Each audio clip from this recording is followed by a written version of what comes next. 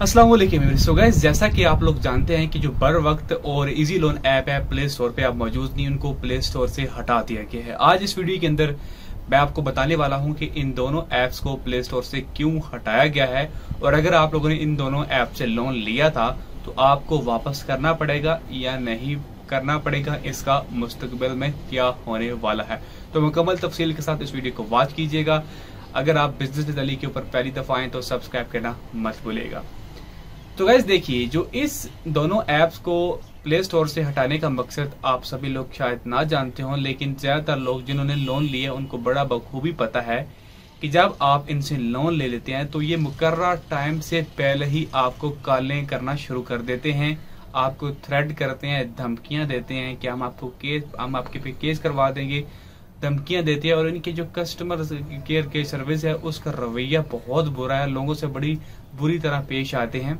तो इन चीजों से लोगों ने तंग आके कि एक तो हम लोग 5 रुपए लेते हैं, यानी कि 5,000 लिया तो हमें 5,000 के बदले 5,000 जब वो सूद देना पड़ता है, और ऊपर से जब ये पैसे मांगते हैं तो इतना बुरी तरीके से बात करते हैं। और एक ये भी चीज होती है कि 1 हफ्ते का टाइम होता है, लेकिन उस हफ्ता खत्म होने से पहले ही जब आपको कॉल्स करना स्टार्ट कर देते हैं। सो इन चीजों से तंग आके लोगों ने इन एप्स को रिपोर्ट करना शुरू कर दिया कि ये एप्स जो वो लोगों को तंग करती हैं बहुत ज्यादा।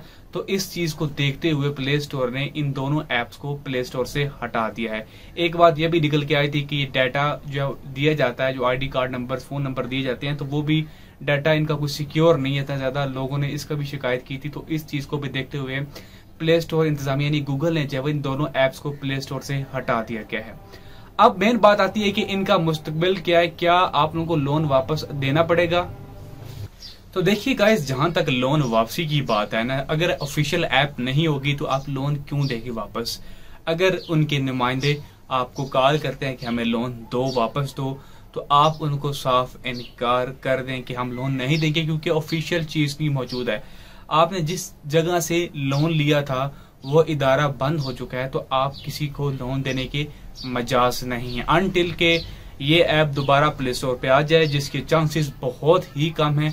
अगर आपने इस ऐप का लोन देना है तो वेट करें, मुझे उम्मीद नहीं है कि ये वापस आएगी। और दूसरा, अगर इनका कोई नुमाइंदा आपको कॉल करता है कि जी वो ऐप हमें कह रही है कि आप पैसे वापस लो, चाहे वो ऐप वापस आई है या नहीं आई है, कहने तो कोई ये चाइनीज ऐप है, लेकिन बहरहाल आपने पैसे नहीं देने। अगर ऑफिशियल इनका जो प्लेटफॉर्म है वो बहाल नहीं होता तो आप पैसे किसी को ना दें। जो भी मांगता है आप उसको साफ इनकार कर दे, डट के खड़े हो जाएं, आप उसकी धमकियों को पूरी तरह उसको डिफेंड करें। और बाकी रही वापस आने की बात, तो बहुत कम चांसेस है इसके वापस आने की। जिन लोगों ने पहले भी लोन लिए होते इस तरह की एप्स में और अभी भी तलाश में, क्योंकि बहुत सारे लोग जो है वो इन ऐप से लोन इस वजह से लेते हैं कि लोन उनको बड़ी जल्दी मिल जाता है, 2-4 बटन दबाते हैं, लोन मिल जाता है।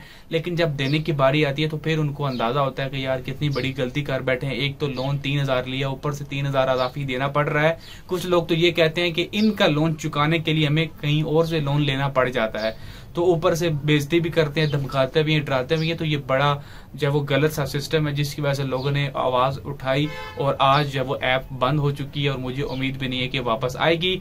तो खुदारा इन चीजों से बचें, लालच में ना पड़ जाए करें। जल्दबाजी के आगे हमेशा जो वो कांटे ही होते हैं, क्योंकि ये जल्दी आपको मिल जाता है तो आप जल्दबाजी में आके जब ले लेते हैं कि जी हमें बगैर किसी परेशानी की ये लोन मिल रहा है तो हम ले लेते हैं, लेकिन आपको अंदाजा नहीं होता कि आगे जाके आपके लिए कितनी मुश्किलात जो वो खड़ी हो जाती हैं। अभी के लिए बस इतना ही। मजीद वीडियोस के लिए बिजनेस विद अली को सब्सक्राइब करना मत भूलिएगा। बहुत शुक्रिया।